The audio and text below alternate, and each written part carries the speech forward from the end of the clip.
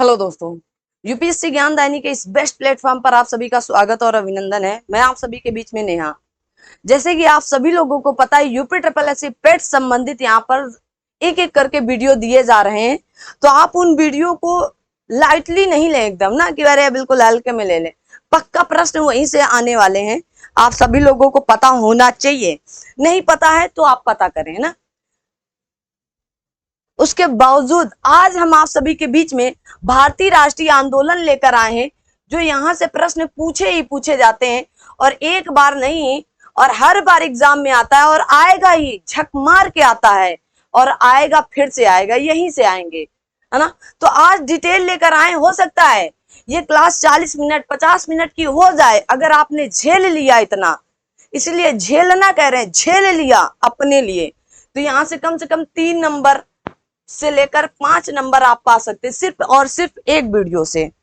आप सभी लोगों को पता है कि आपका यूपी ट्रिपल एस सी पेट में कहा ही गया कि भारतीय राष्ट्रीय आंदोलन से संबंधित बातें करने के लिए। तो आइए भारतीय राष्ट्रीय आंदोलन से संबंधित बातों को शुरू करते हैं। जो फैक्ट यहाँ पर दिए गए हैं वो आप सभी लोगों के लिए मोस्ट इंपॉर्टेंट होने चाहिए। उनमें से एक भी फैक्ट आप ये नहीं कह सकते कि ये इंपॉर्टेंट नहीं है।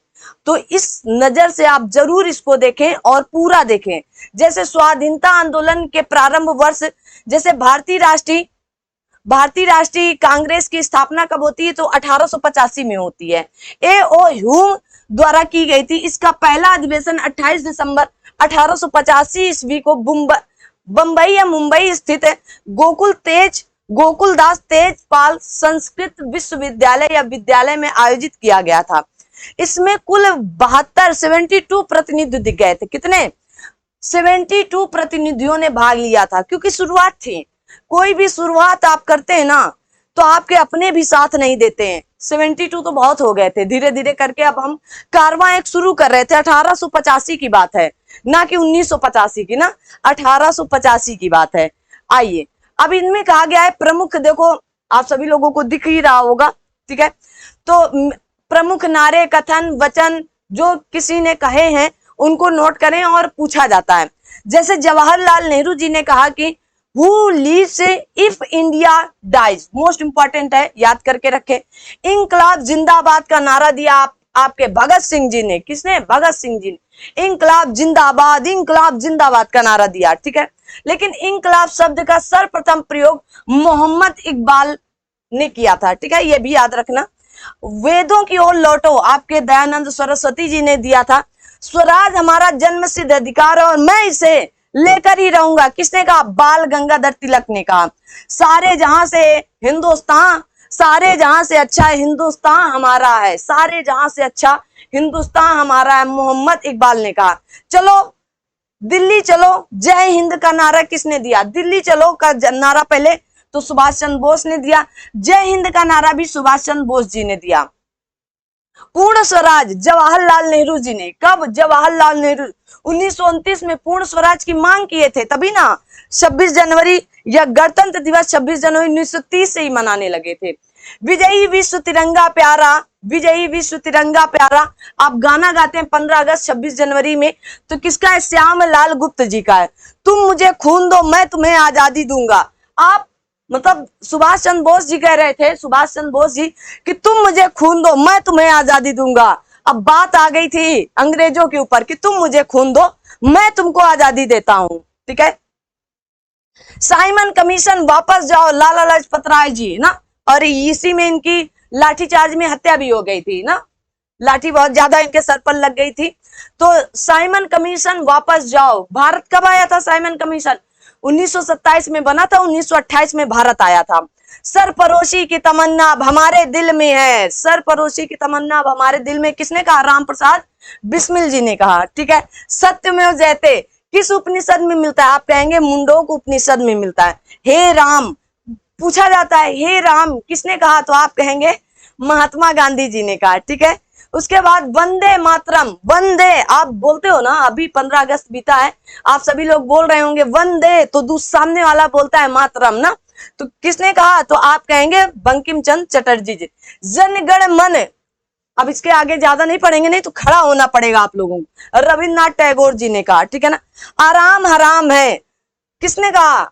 बहुत से लोग सोचते हैं कि गांधी जी ने कहा था, किसने कहा? तो आप कहेंगे जवाहरलाल नेहरू जी ने।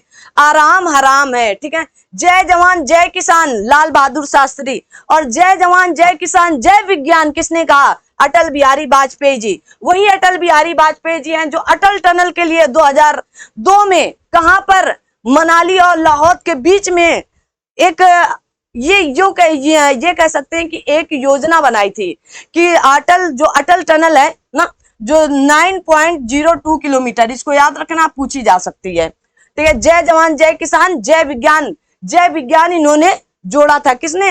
अटल बिहारी वाजपेयी। अच्छा, यहां पर एक नारा आया था जय हिंद, तो जय हिंद का नारा सुभाष चंद्र बोस जी ने दिया था, किसने? सुभाष चंद्र बोस जी ने। आगे बढ़ते हैं।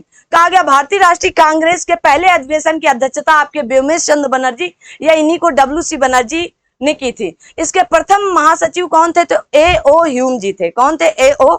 ह्यूम जी थे, याद रखना इनको। अगला कहा गया भारतीय राष्ट्रीय कांग्रेस की स्थापना 1885 के समय भारत का वायसराय कौन था? तो लॉर्ड डफरिन था, ठीक है। 1884 से लेकर 1888 के बीच में था। लॉर्ड डफरिन ने कांग्रेस को यह कहकर मजाक उड़ाया था, क्या कहा था? कहा था सूक्ष्मदर्शी अल्पसंख्यक की संस्था है, मतलब सूक्ष्मदर्शी अल्पसंख्यक जरा से हैं और ये एक संस्था के रूप में है, मजाक उड़ाया था। आज वही मजाक पर हम शासन कर रहे हैं ना। चलिएगा, कहा गया कांग्रेस का दूसरा अधिवेशन 1886 ईस्वी में कलकत्ता में हुआ, किसने अध्यक्षता? आपके दादा भाई नौरोजी जी ने किया था।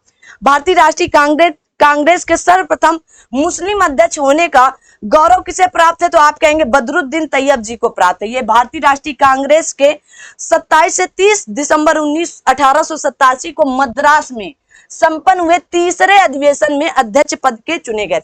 आपको कम से कम 3 से 5 अधिवेशन शुरू के याद होने चाहिए, उसके बाद कुछ के अध्यक्ष याद होने चाहिए। आइए देखते हैं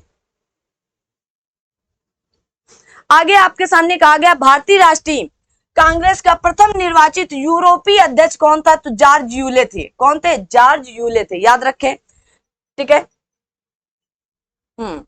आगे आता है, कहा गया कांग्रेस के लिए समर्थन प्राप्त करने के उद्देश्य से जुलाई 1889 ईस्वी में लंदन विलियम डिग्बी की अध्यक्षता में ब्रिटिश कमेटी ऑफ इंडिया की स्थापना की गई थी। इंपॉर्टेंट है और इसको अपने साथ रखें, ठीक है। कब की गई थी? तो 1889 ईस्वी में।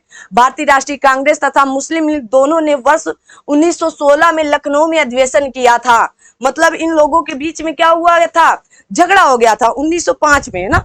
और फिर ये लोग क्या कब मिले? सूरत अधिवेशन हुआ ना, बंग भंग अधिवेशन या बंग भंग आंदोलन हुआ। तो इसमें इन लोग क्या हुए? मुस्लिम लीग और ये सूरत वगैरह में ये लोग अलग हो गए थे। फिर लखनऊ अधिवेशन में ये लोग एक हुए, पैचअप हुआ। और कांग्रेस तथा मुस्लिम लीग के बीच लखनऊ अधिवेशन 1916 में हुआ, जो कांग्रेस लीग योजना तथा लखनऊ पैक्ट के नाम से जाना जाता है।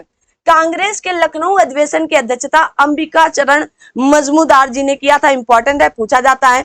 अगला है भारतीय राष्ट्रीय कांग्रेस के लखनऊ अधिवेशन में 1916 में बाल गंगाधर तिलक ने कहा था स्वराज मेरा जन्मसिद्ध अधिकार है और मैं उसे लेकर रहूंगा, ठीक है ना। किसने कहा था? बाल गंगाधर तिलक ने कहा था। 1900 ईस्वी में करजन ने कहा था कांग्रेस अब लड़खड़ा रही है और जल्द ही गिरने वाली है। मेरा सबसे बड़ा मकसद भी यही है कि मेरे भारत प्रवास के दौरान ही इस पार्टी का अंत हो जाए। कौन कह रहा था? करजन कह रहा था ना, लॉर्ड करजन, ठीक है, याद रखना इसको, लॉर्ड करजन कह रहा था। भारत की स्वतंत्रता प्राप्ति के बाद महात्मा गांधी ने भारतीय राष्ट्रीय कांग्रेस को समाप्त करने का सुझाव दिया था। इन्होंने, महात्मा गांधी जी ने कहा था कि जैसे ही भारत को स्वतंत्रता प्राप्त हो जाएगी वैसे ही भारतीय राष्ट्रीय कांग्रेस की समाप्ति को सुझाव दिया था, लेकिन ऐसा कुछ हुआ नहीं।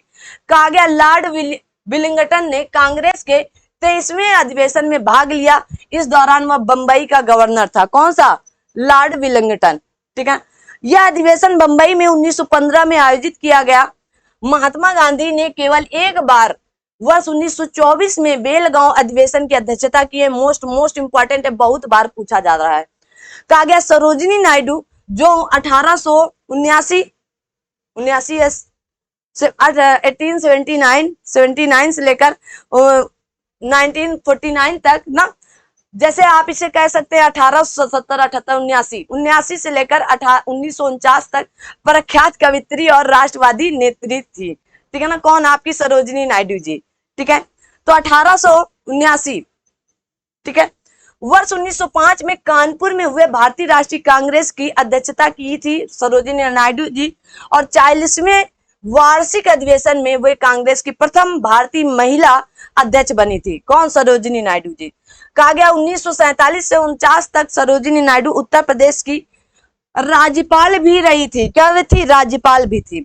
वर्ष 1940 से 46 तक अब्दुल कलाम आजाद कांग्रेस अध्यक्ष रहे, और जब भारत स्वतंत्र हुआ उस समय कांग्रेस के अध्यक्ष जेबी कृपलानी जी थे। सबसे अधिक कौन था? तो आप कहेंगे अब्दुल कलाम आजाद जी। लगभग 6 वर्ष इन्होंने शासन किया। कितने वर्ष? 6 वर्ष तक अध्यक्ष के रूप पर चुने गए थे अब्दुल कलाम आजाद जी। लेकिन जब हमारा भारत देश आजाद हुआ या स्वतंत्र हुआ उस समय अध्यक्ष थे आपके जेबी कृपलानी जी।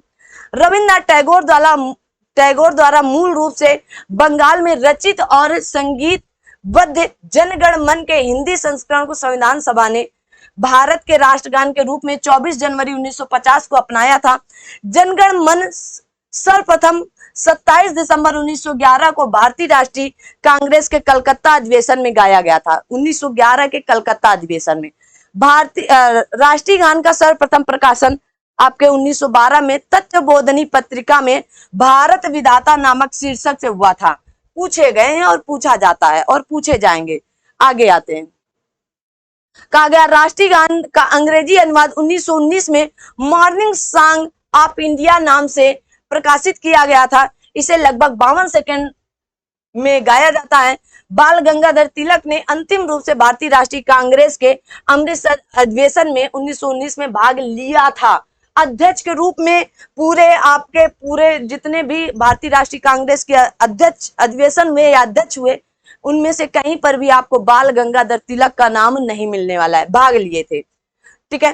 कहा गया 1907 में कांग्रेस के सूरत अधिवेशन में कांग्रेस नरमपंथी और गरमपंथी दो अलग अलग गुटों में विभक्त हो गए। कांग्रेस के नरम दल के प्रमुख नेता गोपाल कृष्ण गोखले, फिरोज शाह मेहता और ओम दादाभाई नौरोजी जी थे।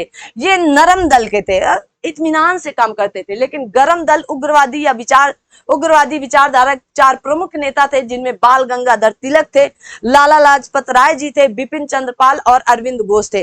पूछा जाता है ऑप्शन दे करके कि निम्नलिखित में से कौन से उग्रवादी नेता या उदारवादी नेता या नरम दल या गरम दल के नेता कौन थे? नहीं है इनमें से ना।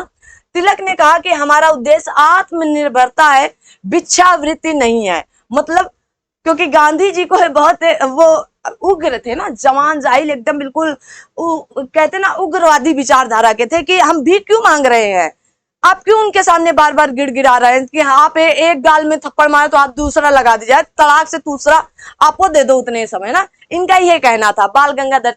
इन्होंने कहा हमारा उद्देश्य आत्मनिर्भरता है, ना कि हमें भिक्षावृत्ति या भीख मांगना है।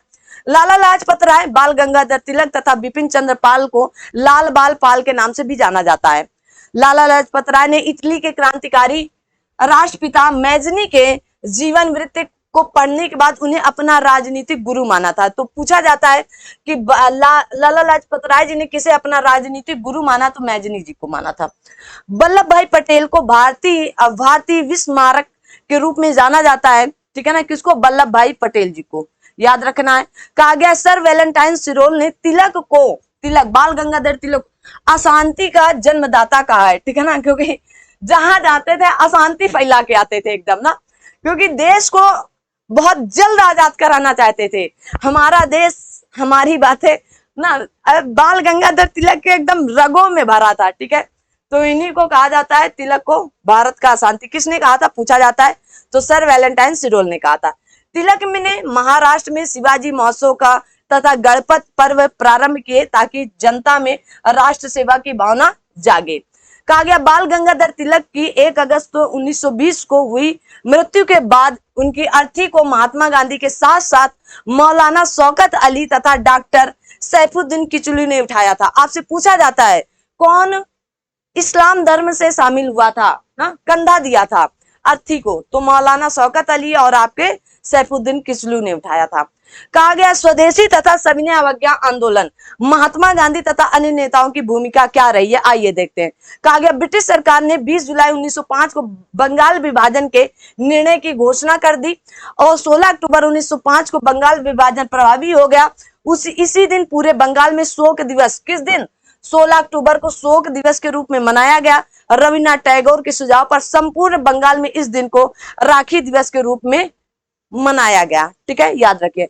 बंगाल का विभाजन लॉर्ड कर्जन, किसने, लॉर्ड कर्जन 1899 से 1905 के काल में 1905 में किया गया था लॉर्ड कर्जन के द्वारा। स्वदेशी आंदोलन के प्रारंभ का तत्कालिक कारण बंगाल विभाजन था। ठीक है, स्वदेशी आंदोलन के समय आंदोलन के प्रति जन समर्थन एकत्र करने के उद्देश्य से अश्विनी कुमार दत्त ने, कहा गया, स्वदेश बांधो समिति की स्थापना की है। तो एकमात्र एकत्र करने के लिए कौन, अश्विनी कुमार दत्त ने, पूछा जाता है, ने स्वदेश बांधो मतलब स्वदेश, अपने देश को बांधो समिति की स्थापना की है। स्वदेश, कहा गया, स्वदेशी आंदोलन के दौरान वंदे मातरम भारतीय राष्ट्रीय कांग्रेस, भारतीय राष्ट्रीय आंदोलन का शीर्षक गीत बना। कौन सा, वंदे मातरम, वंदे मातरम। तो स्वदेशी आंदोलन के दौरान ये क्या बना था, एक शीर्षक का गीत बना था।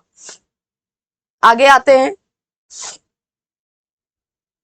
कहा गया ब्रिटिश पत्रकार H.W. नेविन्स स्वदेशी आंदोलन से जुड़े थे।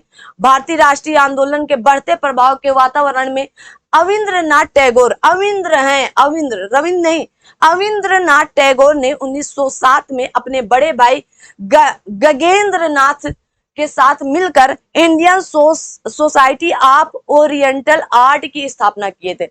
अब इन दोनों भाइयों का क्या करना है, नाम याद करके रखना है। ठीक है, कहा गया दादा भाई नौरोजी को लोग श्रद्धा से भारत के वयोवृद्ध नेता या grand old man of India के नाम से स्मरण करते हैं। 1892 में दादा भाई नौरोजी पहले भारतीय थे जो उदारवादी दल की ओर से कहां पर, फिशबरी से ब्रिटिश संसद के सदस्य चुने गए थे। कहां, ब्रिटिश संसद के सदस्य के रूप में चुने गए। दादा भाई नौरोजी पहले भारतीय थे जो आपके एल्फिस्टन कॉलेज बंबई में गणित एवं भौतिकी के प्रोफेसर नियुक्त हुए थे। इंपॉर्टेंट है। दादा भाई नौरोजी ने एक गुजराती पत्रिका रफ्त गुफ्तार की शुरुआत 1891 में की थी। वर्ष 1907 में मुस्लिम लीग का वार्षिक अधिवेशन कराची में तथा 1908 में अमृतसर में हुआ था। याद कर लो। 1908 में लंदन में मुस्लिम लीग की एक शाखा, कहा गया, सैयद अमीर अली ने स्थापित की थी। कौन, कहां पर, लंदन में। ठीक है ना, लंदन में 1908 ईस्वी में सैयद अमीर अली ने स्थापित की थी। ठीक है ना, मुस्लिम लीग की एक शाखा। 1905 में लॉर्ड कर्जन के स्थान पर लॉर्ड मिंटो को भारत का वायसराय नियुक्त किया गया तथा जॉन मार्ले को भारत सचिव नियुक्त किया गया। याद करके रखना। भारतीय परिषद अधिनियम 1909 में मार्ले मिंटो सुधार इन्हीं से बना है। मार्ले मिंटो सुधार का सबसे बड़ा दोष सांप्रदायिक प्रतिनिधित्व प्रणाली के तहत मुसलमान के लिए पृथक निर्वाचक मंडल की व्यवस्था करना था ना, अलग अलग करने की बात कही गई थी। देखो यहाँ पर लिखा है सांप्रदायिक पर मुसलमानों के लिए पृथक निर्वाचक मंडल की व्यवस्था करना था। गांधी ने कहा था मार्ले मिंटो सुधार 1909 के इंडियन काउंसिल एक्ट ने हमारा सर्वनाश कर दिया है, क्योंकि अलग करने की बात कर दी थी। 1916 से 22 तक का काल इंडियन नेशनल कांग्रेस और मुस्लिम लीग के बीच मैत्रत्व का काल चल रहा था। ठीक है, याद रखना। अप्रैल 1916 में तिलक ने एवं सितंबर 1916 में एनी बेसेंट ने अपनी अपनी होम रूल लीग की स्थापना की। देखो लेकर आई थी एनी बेसेंट, जो आपके 1917 के अधिवेशन की अध्यक्षता की थी। ठीक है ना, कलकत्ता में। ठीक है ना, तो लेकिन क्या हुआ था 1917 में सबसे पहले ये महिला अध्यक्ष बनी थी एनी बेसेंट, और 1916 में ये होम रूल लीग लेकर आई थी। लेकिन अप्रैल में क्या हुआ था, अप्रैल में तिलक, बाल गंगाधर तिलक शुरू किए थे, और सितंबर में कहा गया बेसेंट ने कॉमनवेल्थ और न्यू इंडिया तथा तिलक ने मराठा और केसरी के माध्यम से अपनी अपनी लीग का प्रचार प्रसार किया था। तिलक द्वारा स्थापित होम रूल लीग की प्रथम अध्यक्ष जोसेफ बैप्टिस्टा तथा सचिव NC केलकर जी थे। याद रखना इनको। एनी बेसेंट द्वारा स्थापित लीग के सचिव जॉर्ज अरुंडेल थे। ठीक है ना, कौन थे, तो जॉर्ज अरुंडेल थे। कहा गया मोहनदास करमचंद गांधी जी का जन्म 2 अक्टूबर 1869 को गुजरात के पोरबंदर नामक स्थान पर हुआ था। उनकी प्रारंभिक शिक्षा राजकोट में हुई। महात्मा गांधी का अल्पायु 13 वर्ष की आयु में कस्तूरबा गांधी के साथ विवाह हो गया था। करमचंद गांधी पोरबंदर या आप कहेंगे वंकानेर एवं राजकोट राज्य के दीवान थे। करम गांधी ये गांधी जी के पिता थे। इनका उपनाम काबा गांधी भी था। ठीक है। गांधी जी ने दक्षिण अफ्रीका में 1894 में नटाल इंडियन कांग्रेस की स्थापना किए थे। याद रखना, पूछा जाता है। आगे आता है कि अपने सहयोगियों की सहायता से गांधी जी ने टॉल स्टाई फार्म की स्थापना और वहीं रहने लगे। ठीक है। आगे आता है कि महात्मा गांधी ने फिनिक्स डरबन दक्षिण अफ्रीका में वर्ष 1904 में एक आश्रम स्थापित किए थे। सत्य तथा अहिंसा गांधी जी के राम राज्य के युगल सिद्धांत थे। गांधी जी ने लुई फिशर से स्वयं कहा, मैं सच्चा समाजवादी हूं, मेरे समाजवाद का अर्थ सर्वोदय। मोस्ट इंपॉर्टेंट, गांधी जी के समाजवाद में मार्क्सवाद की भी झलक मिलती है। गांधी जी के सत्याग्रह सिद्धांत से सत्याग्रही का उद्देश्य शत्रुओं को पराजित करना नहीं बल्कि उसका हृदय परिवर्तित करके उसे अपने अनुकूल बनाना है। ठीक है ना। जैसे आप लोग इंटरव्यू देने जाते हैं ना, तो इंटरव्यू में क्या करते हैं, आपसे जो एग्जामिनर पूछना चाहता है वो तो ठीक है, लेकिन आप ऐसा उत्तर देते हैं कि एग्जामिनर भी कभी कभी उन्हीं प्रश्नों पर फंसता चला जाता है। ठीक है। गांधी जी 24 वर्ष की उम्र में 1893 में एक गुजराती व्यापारी दादा अब्दुल्ला का मुकदमा लड़ने के लिए दक्षिण अफ्रीका या डरबन गए थे। कहा जाता है महात्मा गांधी ने सर्वप्रथम वर्ष 1901 में आयोजित कांग्रेस के कलकत्ता अधिवेशन में भाग लिया था। ठीक है ना। महात्मा गांधी ने 1915 में अहमदाबाद के कहा गया कोचरब क्षेत्र या सत्याग्रह आश्रम की स्थापना की थी। महात्मा गांधी ने विदेशी वस्त्रों को, जो वस्त्र होते हैं, वस्त्रों को नष्ट करने को राष्ट्र के आत्म सम्मान से जुड़ते हुए कहा था कि विदेशी वस्त्रों की बर्बादी उनके साथ सर्वोच्च व्यवहार है। ठीक है, सर्वोत्तम व्यवहार है। धर्मनिरपेक्ष लेखकों में गांधीवाद विचारधारा को थोरो, रस्किन और टॉलस्टॉय ने सबसे अधिक प्रभावित किया है। गांधी जी ने थोरो से सविनय अवज्ञा और कर बंदी की प्रेरणा पाई थी। किसे? थोरो से। ठीक है, याद रखना। गांधी जी ने जात विहीन अछूतों की दशा में सुधार के लिए कठोर संघर्ष किया। महात्मा गांधी जी कहते हैं कि हरिजन सेवा मेरा जीवन श्वास है, इसलिए इसके बिना मैं एक क्षण भी जिंदा नहीं रह सकता हूं। वर्ष 1917 से 1918 के आरंभ में गांधी जी ने 3 संघर्षों, चंपारण आंदोलन बिहार, अहमदाबाद और खेड़ा, दोनों आपके गुजरात में हुए थे ना, 17 और 18 के बीच में। चंपारण तथा खेड़ा आंदोलन किसानों का आंदोलन था, जबकि अहमदाबाद का आंदोलन औद्योगिक मजदूरों का आंदोलन था। याद रखें। एनजी रंगा ने महात्मा गांधी के चंपारण सत्याग्रह का विरोध किया, जबकि रविन्द्रनाथ टैगोर ने चंपारण सत्याग्रह के दौरान ही महात्मा गांधी की उपाधि दी थी। अब पूछा जा सकता है महात्मा गांधी जी को महात्मा की उपाधि किसने दी थी? तो रविन्द्रनाथ टैगोर ने थे। और इनका विरोध किसने किया था? तो आप कहेंगे एनजी रंगा ने इनका विरोध किया था चंपारण में। ठीक है, याद रखिएगा। कहा गया महात्मा गांधी को सर्वप्रथम राष्ट्रपिता सुभाष चंद्र बोस ने कहा था, और कहा गया नो अखाली काल में प्यारे लाल महात्मा गांधी के सचिव थे। कौन थे? प्यारे लाल। ठीक है, नो अखाली काल में। ठीक है ना। गांधी जी के सचिव थे इनकी बहन डॉक्टर सुशीला नैयर और गांधी जी की व्यक्तिगत चिकित्सक थी। ठीक है। Charles Andrews, Deenbandhu Andrews Saint Stephen college Delhi में प्राध्यापक थे।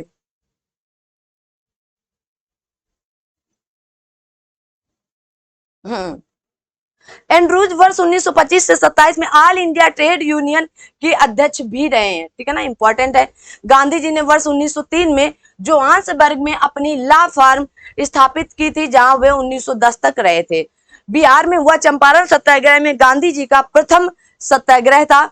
फरवरी 1918 में इंद्र नारायण द्विवेदी, गौरी शंकर मिश्र और मदन मोहन मालवीय के प्रयासों से यूपी किसान सभा की स्थापना हुई। इंपॉर्टेंट है, खूब पूछा जाता है गौरी शंकर को लेकर के, तो गौरी शंकर को जरूर याद रखेंगे। ठीक है। 1920 में बाबा रामचंद्र के प्रयासों से प्रतापगढ़ में अवध किसान सभा का गठन किया गया। कहां पर? अवध में, प्रतापगढ़ में अवध किसान सभा का।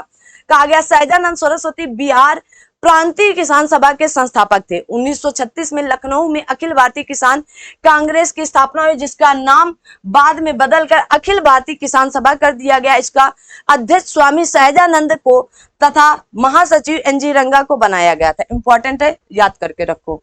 सितंबर 1946 में बंगाल की प्रांतीय किसान सभा द्वारा कहा गया तिभागा आंदोलन प्रारंभ किया गया था। इंपॉर्टेंट है। कहा गया बीपी वाडिया के नेतृत्व में वर्ष 1918 में स्थापित मद्रास मजदूर संघ भारत का प्रथम आधुनिक मजदूर संघ इस संगठन बना था, 1918 वाला। ठीक है। कहा गया अहमदाबाद टेक्सटाइल लेबर एसोसिएशन की स्थापना वर्ष 1918 में महात्मा गांधी जी ने किया था। पूछा जाता है किसने किया था, तो महात्मा गांधी जी ने किया था, याद रखना। आगे बढ़ते हैं। भारत में ट्रेड यूनियन कांग्रेस या भारतीय राष्ट्रीय ट्रेड यूनियन कांग्रेस की स्थापना कौन किया था, तो आप कहेंगे एनएम जोशी ने द्वारा 1920 में 31 अक्टूबर 1920 में बंबई में किया गया था। इंपॉर्टेंट है।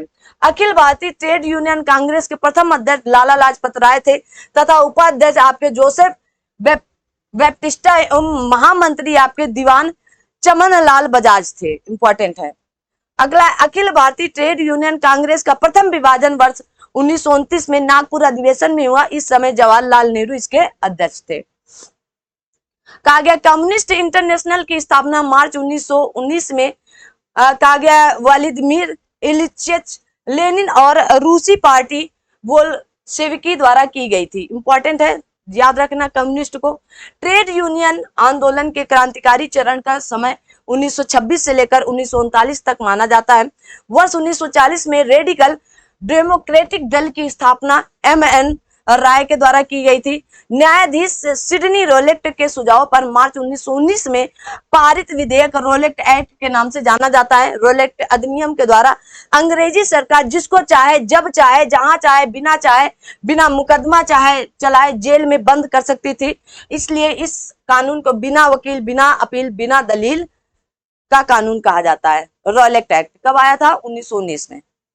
आगे कहा गया लॉर्ड चेम्सफोर्ड 1916 से लेकर 1921 के कार्यकाल में 1919 में रोलेक्ट एक्ट पारित हुआ था।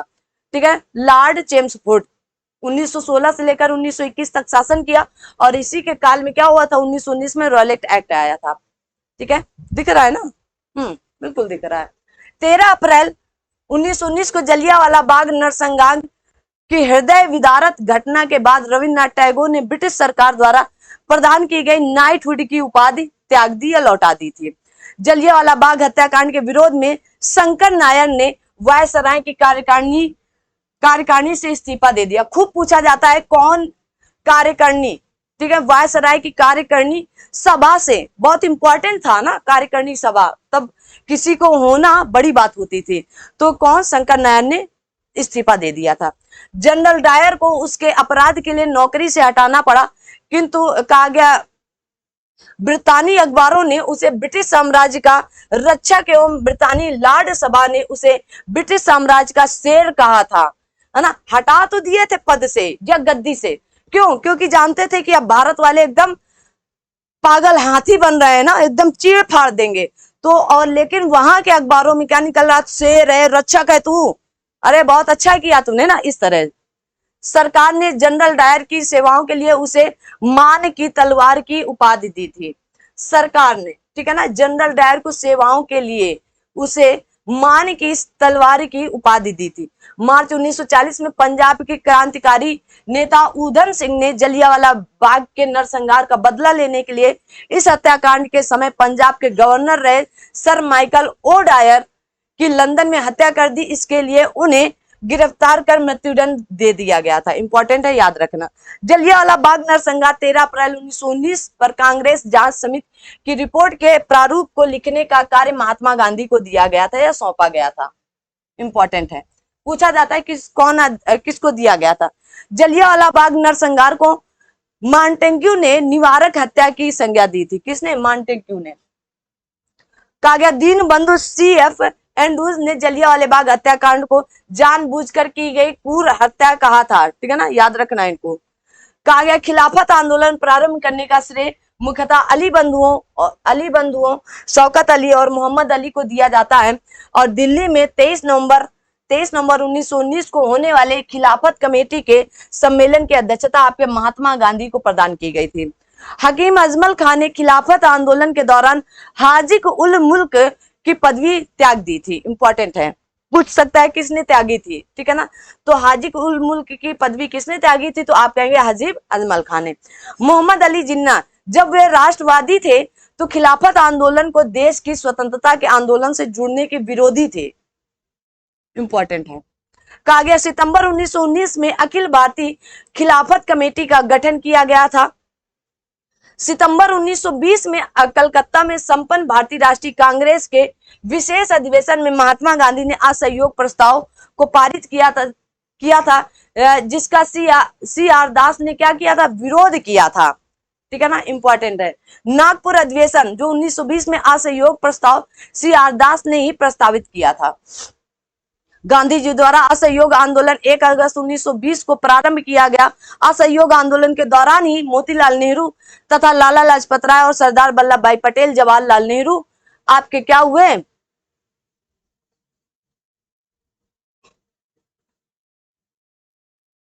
नेहरू तथा राजेंद्र प्रसाद न्यायालय का बहिष्कार कर आंदोलन में कूद पड़े थे। महात्मा गांधी ने असहयोग आंदोलन शुरू करने के 1 वर्ष के भीतर स्वराज प्राप्त करने का नारा दिया।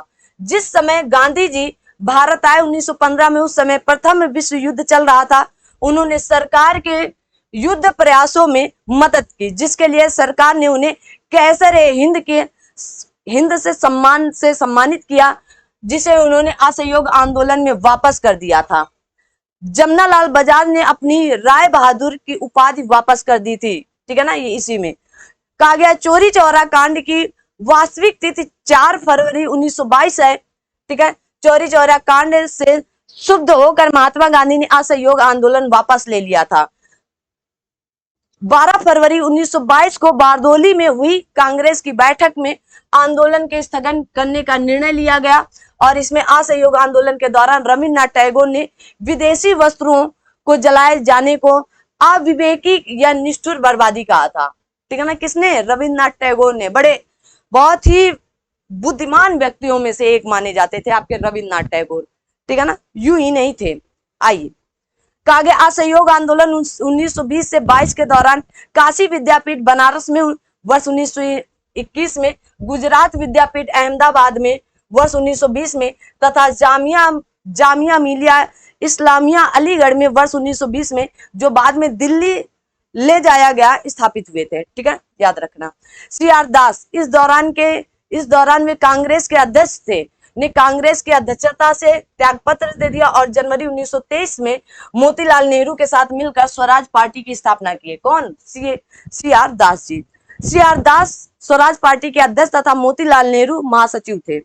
1925 में विठल भाई पटेल का सेंट्रल लेजिस्लेटिव या केंद्रीय विधानमंडल असेंबली का अध्यक्ष चुना जाना स्वराजियों की एक महत्वपूर्ण उपलब्धि थी। इंपॉर्टेंट है। तो विठल भाई पटेल कब, तो 1925 में सेंट्रल लेजिस्लेटिव या आप केंद्रीय विधानमंडल में असेंबली का अध्यक्ष चुना गया था। इंपॉर्टेंट है। चित्तरंजन दास को देश बंधु के नाम से जाना जाता है, आप सभी लोग जानते हैं, यही सी आर दास है। चित्तरंजन दास इंग्लैंड से वकालत की पढ़ाई करने के बाद स्वदेश आकर का बैरिस्टर हो गए, मतलब वकील हो गए, तथा वकील के रूप में इनकी सबसे बड़ी सफलता अलीपुर बम कांड केस में अरविंद घोष का बचाव करना था। इंपॉर्टेंट है। आपसे पूछा जा सकता है कि अलीपुर बम कांड में अरविंद घोष का बचाव किसने किया था, तो आपको बताना पड़ेगा चित्तरंजन दास जी ने किया था। चित्तरंजन दास ने कहा था स्वराज आम जनता के लिए होना चाहिए, केवल वर्गों के लिए नहीं होना चाहिए। पूछा जाता है कि स्वराज आम जनता के लिए होना चाहिए केवल वर्गों के लिए नहीं, किसने कहा है, तो आप बताएंगे सी आर दास जी ने कहा है। 16 दिसंबर 1922 को इंडिपेंडेंट पार्टी बनाने का निर्णय मदन मोहन मालवीय तथा मोतीलाल नेहरू ने लिया, ठीक है। जॉन साइमन की अध्यक्षता में गठित साइमन आयोग में कुल 7 सदस्य थे। चूंकि इसमें सभी सदस्य अंग्रेज थे तथा कोई भी भारतीय इसका सदस्य नहीं था, इसलिए भारतीयों ने इसे श्वेत कमीशन कहकर इसका बहिष्कार एवं विरोध किया और साइमन कमीशन के अध्यक्ष सर जॉन साइमन उदारवादी दल के क्या थे, उदारवादी दल के सदस्य थे, जबकि भारत की स्वतंत्रता के समय ब्रिटिश प्रधानमंत्री क्लीमेंट एटली एवं इस कमीशन में श्रमिक दल या लेबर पार्टी के सदस्य के रूप में शामिल थे। ठीक है, याद रखिएगा। कहा गया लाहौर में साइमन कमीशन विरोध जुलूस का नेतृत्व करते समय पुलिस के लाठीचार्ज में लाला लाजपत राय गंभीर रूप से घायल हो गए और साइमन कमीशन 1927 में प्रयुक्त होकर नेहरू रिपोर्ट 1928 में तैयार की गई थी। नेहरू रिपोर्ट 1928 में भारत के पूर्ण स्वतंत्रता के स्थान पर डोमिनियन स्टेट्स या अधिराज्य का दर्जा की बात कही गई थी। 1928 में इंडिपेंडेंस फॉर इंडिया लीग का गठन जवाहरलाल नेहरू तथा सुभाष चंद्र बोस ने मिलकर किया था। 1921 में कांग्रेस के अहमदाबाद अधिवेशन के अध्यक्ष आपके सीआर दास चुने गए थे, किंतु उनके जेल में होने के कारण हकीम अजमल खान ने इस अधिवेशन की अध्यक्षता किए थे। तो आपसे पूछा जा सकता है कि 1921 में कांग्रेस के अहमदाबाद अधिवेशन के अध्यक्ष जो आपके सीआर दास जी थे, उनकी जगह किसे अध्यक्ष चुना गया था? तो आपको बताना पड़ेगा कि हकीम अजमल खान ने इस अधिवेशन की अध्यक्षता की थी। कांग्रेस कार्य समिति द्वारा 2 जनवरी 1930 की अपनी बैठक में यह निर्णय लिया गया कि 26 जनवरी 1930 का दिन पूर्ण स्वराज दिवस के रूप में मनाया जाएगा। 26 जनवरी को प्रत्येक वर्ष पूर्ण स्वाधीनता के दिवस के रूप में मनाया गया। ठीक है ना। महात्मा गांधी ने 12 मार्च 1930 को अपना प्रसिद्ध दांडी मार्च शुरू किया। महात्मा गांधी ने साबरमती आश्रम या अहमदाबाद से 78 या 88 चुने हुए साथियों के साथ सत्याग्रह के लिए चूक किया और 24 दिनों की लंबी यात्रा के बाद गांधी जी ने 6 अप्रैल 1930 को दांडी में सांकेतिक रूप से नमक कानून भंग कर दिया। यह भंग किया गया। इस प्रकार नमक कानून तोड़कर उन्होंने औपचारिक रूप से सविनय अवज्ञा आंदोलन का शुभारंभ किया था। सुभाष चंद्र बोस ने गांधी जी के दांडी मार्च की तुलना नेपोलियन के एल्वा से पेरिस मार्च से की थी। किसने किया था? तो सुभाष चंद्र बोस जी ने किया था। किसकी तुलना? दांडी मार्च की। किससे किया? तो नेपोलियन के एल्वा से पेरिस मार्च से की थी। ठीक है, याद रखना। तमिलनाडु में गांधीवादी नेता श्री राजगोपालाचारी ने त्रिचन्नापल्ली से कहा गया वेदरायण तक की नमक यात्रा किए थे। इनको भी याद रखना भाई। सविनय अवज्ञा आंदोलन के दौरान धरसना नामक गोदाम पर कांग्रेस कार्यकर्ताओं के धावे से पूर्व महात्मा गांधी को 5 मई 1930 को गिरफ्तार कर यरवदा जेल में भेज दिया गया था। उनके साथ अब्बास तैयब जी आंदोलन के नेता हुए। उनके स्थान पर कौन बने? पूछा जा सकता है अब्बास तैयब जी के बारे में। ठीक है, याद रखिएगा। अब्बास तैयब जी की भी गिरफ्तारी के बाद श्रीमती सरोजिनी नायडू 1930 को धरसना नामक गोदाम पर धावे का नेतृत्व किया। ठीक है, इस कहा गया इस लोमहर्षक घटना का विवरण अमेरिकी पत्रकार वेब मिलर ने प्रस्तुत किया है। कहा गया उत्तर पश्चिमी सीमा प्रांत में खान अब्दुल गफ्फार खां के नेतृत्व ने खुदाई खिदमतगार नामक स्वयं सेवक संगठन स्थापित किया गया। क्या खत्म नहीं होगा क्या 40 मिनट में? किया गया था। इन्हें लाल कुर्ती के नाम से भी जाना जाता है। ठीक है ना, याद रखिएगा इनको। सविनय अवज्ञा आंदोलन के दौरान पेशावर में गढ़वाल रेजिमेंट के सिपाहियों ने चंद्र सिंह गढ़वाली के नेतृत्व में निहत्थी भीड़ पर गोली चलाने से इनकार कर दिया। सविनय अवज्ञा आंदोलन के दौरान मणिपुर की जनजातियों ने भी सक्रिय भागीदारी दिखाई। यहाँ पर आंदोलन का नेतृत्व हैपो जादोनांग तथा उनके पास नंगा जनजातियों की महिलाएं ना कहा गया है गैडिनल्यू ने किया था। ठीक है, इनको याद रखना। महिलाओं में कौन थी? तो गैडिनल्यू थी। ठीक है, इसे कहा गया जिया तरंग आंदोलन भी कहा जाता है। क्या? जिया तरंग आंदोलन। अक्टूबर 1934 में गांधी जी ने अपना पूरा समय कहा गया हरिजनों उत्थान में लगाने के लिए सक्रिय राजनीति से स्वयं को हटाने का निश्चय किया। सितंबर 1932 में गांधी जी ने हरिजन कल्याण हेतु अखिल भारतीय छुआछूत विरोध लीग की स्थापना की तथा हरिजन नामक साप्ताहिक पत्र का प्रकाशन किया। और तो हरिजन नामक साप्ताहिक पत्र का प्रकाशन किसने किया? महात्मा गांधी जी। और अब आप लोग डॉक्टर भीमराव अंबेडकर मत लगा दीजिएगा। गांधी इरविन समझौते के परिप्रेक्ष्य में सरोजिनी नायडू ने गांधी और इरविन को दो महात्मा की उपाधि या संज्ञा दी थी। गांधी इरविन समझौता 5 मार्च 1931 को संपन्न हुआ। इरविन के जीवनीकार एलन कैंपबेल या जॉनसन ने गांधी इरविन समझौते में महात्मा गांधी के लाभों को सांत्वना पुरस्कार कहा था। 10 जून से लेकर 24 जून 1930 को साइमन कमीशन की रिपोर्ट प्रकाशित हुई। राजनीतिक संगठनों ने कमीशन की सिफारिशों को अस्वीकार कर दिया था। इंपॉर्टेंट है।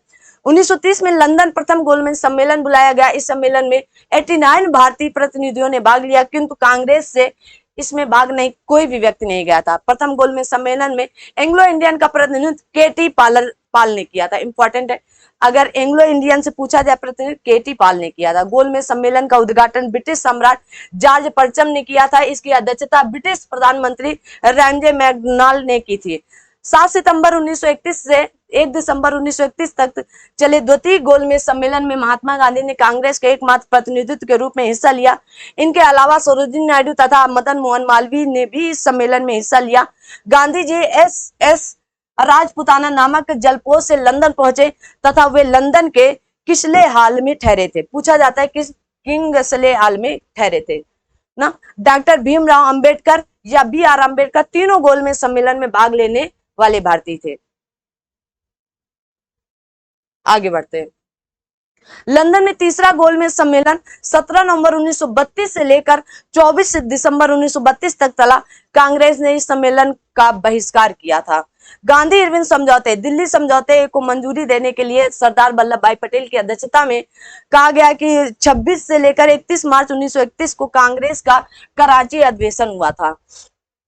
कराची अधिवेशन में पहली बार कांग्रेस ने मौलिक अधिकारों और राष्ट्रीय आर्थिक कार्यक्रमों से संबंध प्रस्ताव पारित किए। कराची अधिवेशन की अध्यक्षता वल्लभ भाई पटेल ने की थी।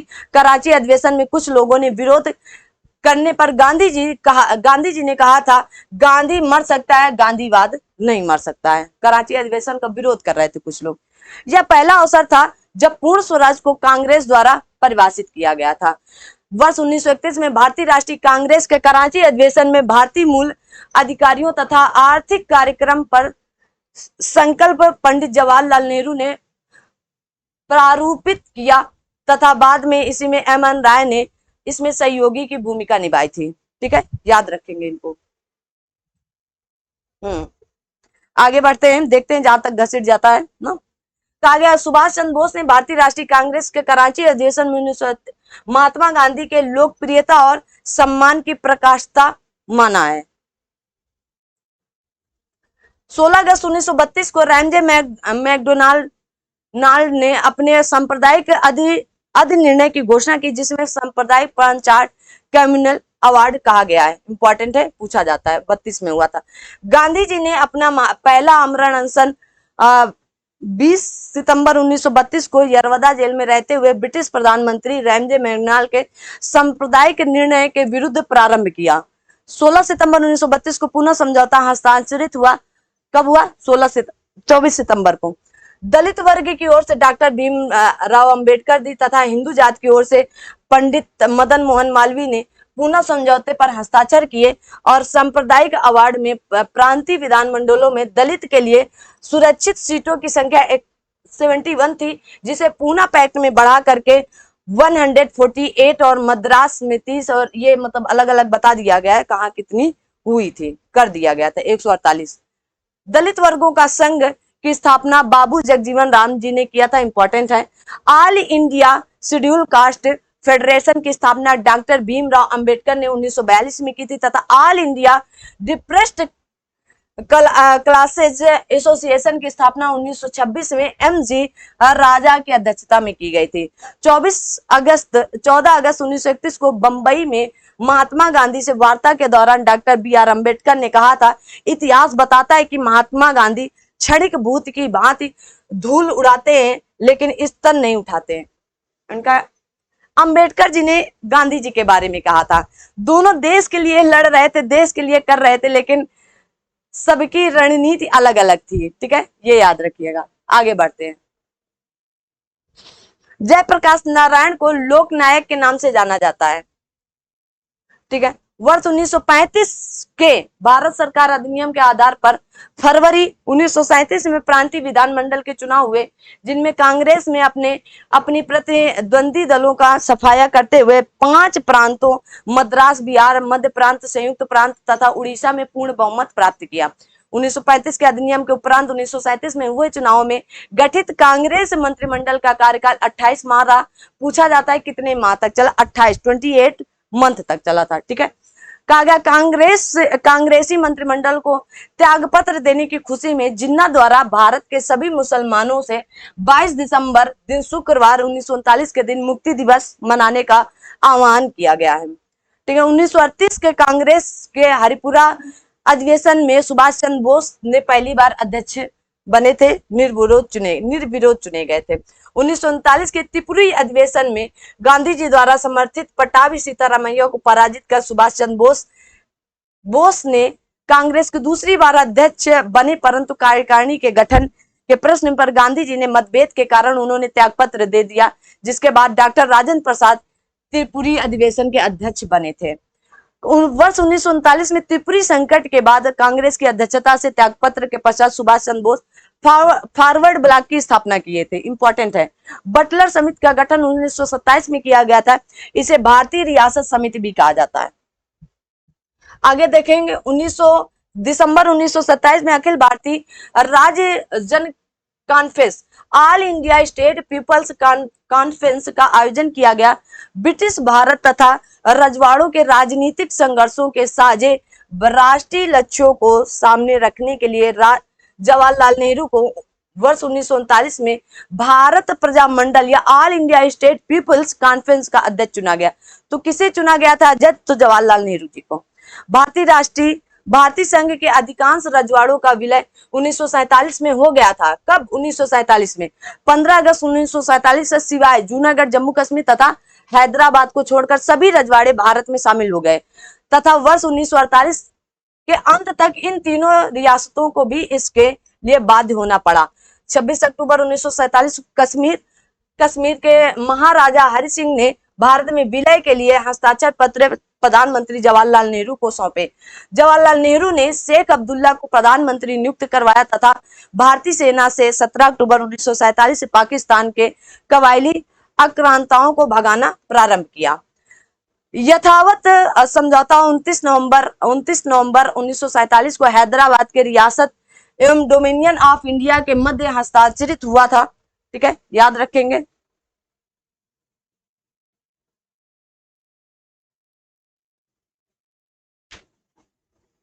लॉर्ड लिनलिथगो ने 17 अक्टूबर 1939 को भारत को जर्मनी के विरुद्ध युद्धग्रस्त घोषित किया था।